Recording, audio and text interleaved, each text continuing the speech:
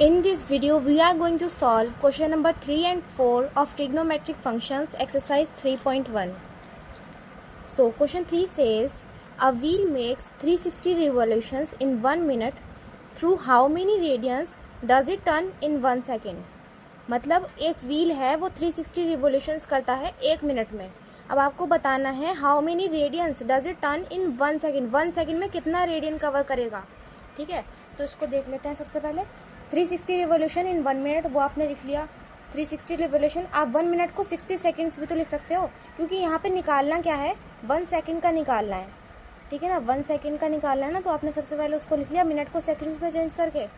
ठीक है, अब 1 second is equals to 360 upon यहाँ पे 60 आ जाएगा नीचे. ठीक है ना, 360 रिवोल्यूशन 60 सेकेंड्स में है, तो 1 सेकेंड में कितने रिवोल्यूशंस होंगे, तो आपको इसे सिंप्लीफाई कर लेना है. 1 सेकेंड में 6 रिवोल्यूशंस होंगे. अब ये रिवोल्यूशन को रेडियन में कैसे चेंज करें, तो सबसे पहले इसको डिग्री में तो निकाल लेते हैं.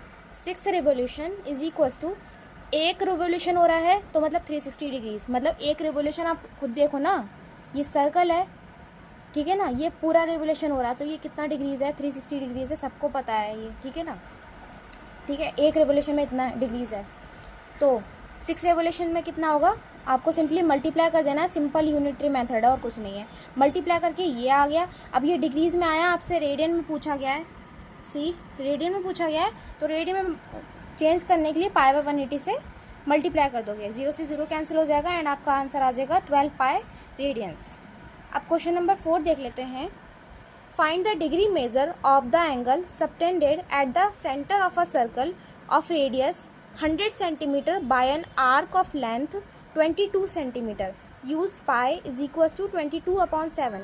मतलब आपको डिग्री में निकालना है एंगल का आंसर, मतलब एंगल निकालना है, डिग्रीज में निकालना है इस बार. ठीक है ना, मैं समझा देती हूँ. ऐसे ये सर्कल दिया हुआ है आपको, ठीक है ना, और ये बीच में एंगल, ये थीटा मान लेते हैं इसे. ठीक है ना, अभी हमें पता नहीं है तो इसे थीटा मान लेते हैं. आपको ये दिया हुआ है, आर्क की लेंथ कितनी दी हुई है, 22 सेंटीमीटर, एंड रेडियस दिया हुआ है 100 सेंटीमीटर. आपको पता है एक फॉर्मूला होता है, theta is equals to L upon R. L का मतलब होता है आर्क. ठीक है ना, length of arc, length of arc. ठीक है ना, वो कितना दिया हुआ है 22, एंड रेडियस कितना दिया हुआ है 100. सिंप्लीफाई करेंगे तो इतना आ जाएगा.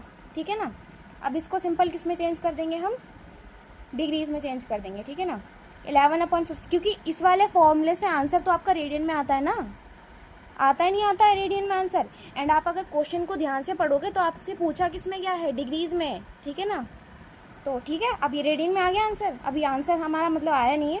ठीक है ना, तो मल्टीप्लाई कर देंगे 180 अपॉन पाई से. अब इसमें आपको पाई की वैल्यू पुट करनी है, तो देख लो कैसे होएगा ये. 11/50 मल्टीप्लाई बाय 180 अपॉन पाई. पाई की वैल्यू होती 22/7, सबको ही पता है. ठीक है, 180 22/7 ऐसे. ठीक है, अब ये 22/7 ऊपर जाएगा तो मल्टीप्लाई हो जाएगा. ठीक है ना, रेसिप्रोकल हो जाएगा इसका. ऐसे कैंसिल करोगे 2 आ जाएगा, इसे कैंसिल करोगे. ठीक है ना, 2 9 से 18. ठीक है, एंड इसे कैंसिल करो, ये 0 से 0 आपका कैंसिल हो जाएगा. ठीक है, 2 9 से 18, एंड ये आएगा आपका 63/5. अब इसको कैसे लिखना है वो ही इंपॉर्टेंट चीज़ होती है. अब देख लो ध्यान से कैसे लिखना है. सिंपली क्या करना है, 5 को इससे डिवाइड करना है, तो 5 को इससे डिवाइड कर लो पहले, तो साइड में बच्चों की तरह बिल्कुल. ठीक है ना, आराम आराम से कर लो चाहे. ठीक है, तो ये देखो ये कितना आ गया, ये 3 बच गया. ठीक है ना, तो 12 डिग्रीज तो चलो ठीक है आ गया, तुमने लिख दिया 12 डिग्रीज. लेकिन अभी ये जो 3 है ना, ये डिवाइड नहीं हो पाया था 5 से. मेरे बातों पे ध्यान दो, थोड़ा फोकस करो मैं क्या कहना चाह रही हूँ. 3 जो है वो 5 से डिवाइड नहीं हो पाया था, तो उसको एज इट इज पॉइंट में कुछ भी करके नहीं लिख देना है. तो देखो कैसे लिखना है, 3 जो है वो 5 से डिवाइड नहीं हो पाया था, तो ये जो बच गया है ना, तो इसको किस में चेंज कर दोगे आप, मिनट्स में चेंज कर दोगे. ठीक है ना, मिनट्स में चेंज कर दोगे बिल्कुल अच्छे बच्चों की तरह, तो ये मिनट्स में चेंज हो जाएगा. अब इसे आप काटापीटी करके आंसर आ जाएगा सिंपल. 12 डिग्रीज 60 से क्यों मल्टीप्लाई करा है, क्योंकि 1 degree is equals to, 1 degree is equals to बोलो 1 मिनट. समझ गए ना. ठीक है, अब इसे काटोगे कितना आ जाएगा. ठीक है ना, देख लेना, 12 3 जा 36, ये आ गया.